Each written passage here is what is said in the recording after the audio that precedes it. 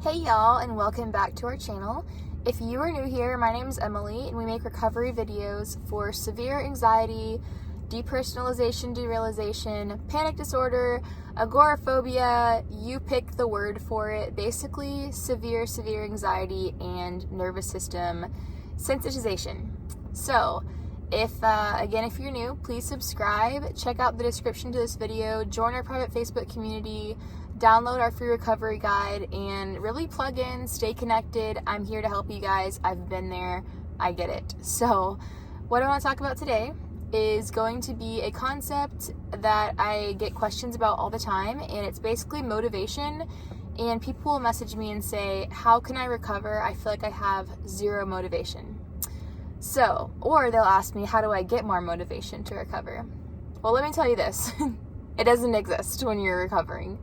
Right? Motivation, and if it does exist, it comes in these little spurts and it tends to fizzle out very quickly when the horrible symptoms occur or reoccur, you know?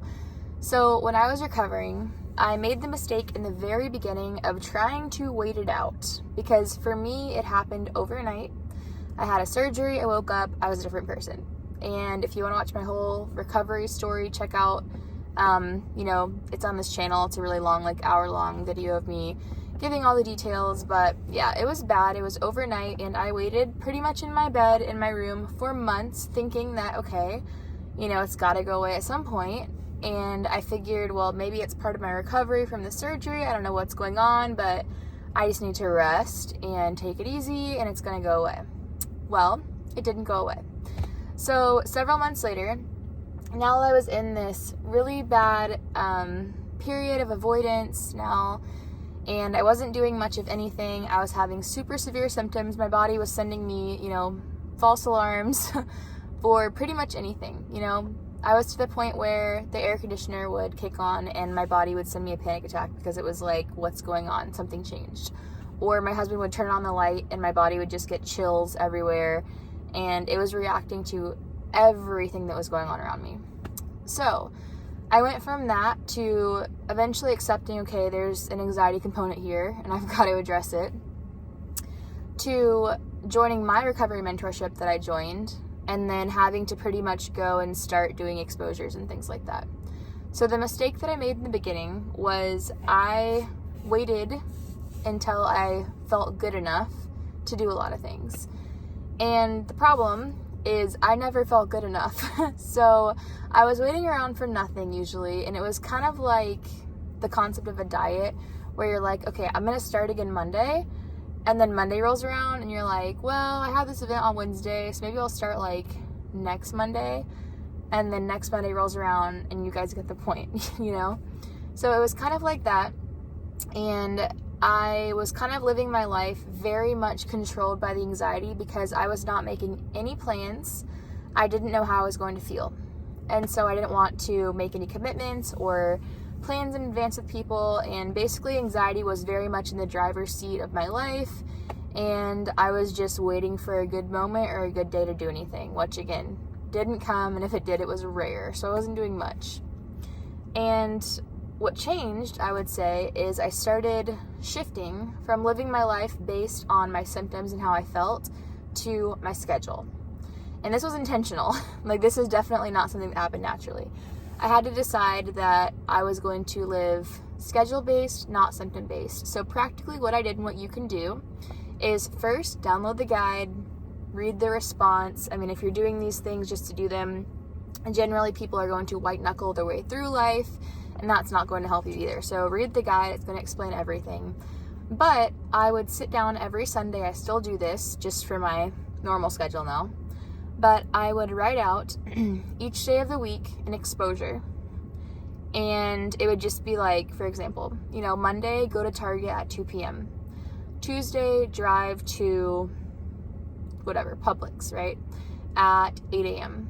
Wednesday, go to the gym and do a workout class at 6 p.m. And my exposures in the beginning were go outside and walk to the mailbox. It was very, very simple. And then it turned into go and drive downtown and meet up with friends. And so the thing about this is I was doing these things despite how I felt, despite how bad or good my day was, and typically my days were all pretty bad. So I was having severe symptoms while I was doing these things, but it helped me a lot, especially adding the times, because then at 8 a.m. I was like, okay, well, I'm going to Publix. I'm going to the grocery store.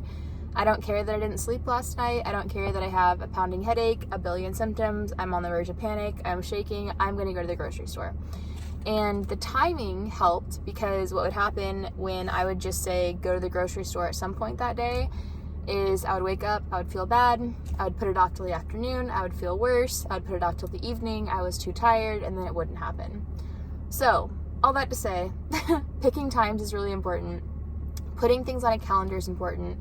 Why is this important? Because we can use our high symptom days, our high symptom moments, our worst times, one, as ways of pushing through, responding correctly, which again is in my guide, the ideal response, and showing our brains that we're safe, because it's trying to protect us from something, a threat that's not there, basically. So when we're going to the grocery store, there's no threat. Our body, though, is like, hey, stop what you're doing. Here's a bunch of symptoms. Hey, slow down, get back in your house, go lay down. What are you doing? But that's not appropriate, for what's happening. So we have to teach our body by responding calmly and correctly that we are safe. And the only way out of this is through it. So that's the point one. The point two is when we are controlled by anxiety, we feel so fragile and we feel like we can't do anything, and we're literally being controlled, like our whole schedule is controlled by how we're feeling. We can't commit to anything. Like, that takes a massive toll on our life. Now we can't sign our kids up for sports. We can't join our church's small group. We can't meet up with friends. We can't plan vacations. There's nothing we can do now, because we are literally at the mercy of our symptoms, and that's not a good place to be in. It doesn't feel good. I've been there, and if you're there, you understand. And also, as you get to a place of pushing through and responding and living your life based on your schedule, not your symptoms, it's going to make you so much stronger than you ever were pre-anxiety cycle, for sure, 110%. And it's going to give you confidence. And the confidence snowballs. So while motivation is non-existent, confidence does build, and confidence is absolutely what kind of fuels that recovery, especially as it starts to snowball. And so what I mean by that is basically, once we have these horrible days, before we tell ourselves, oh my God, I can't do this right now, I'm going to try again tomorrow. And so we literally tell ourselves we can't do it. Our symptoms are so high, we can't go grocery shopping.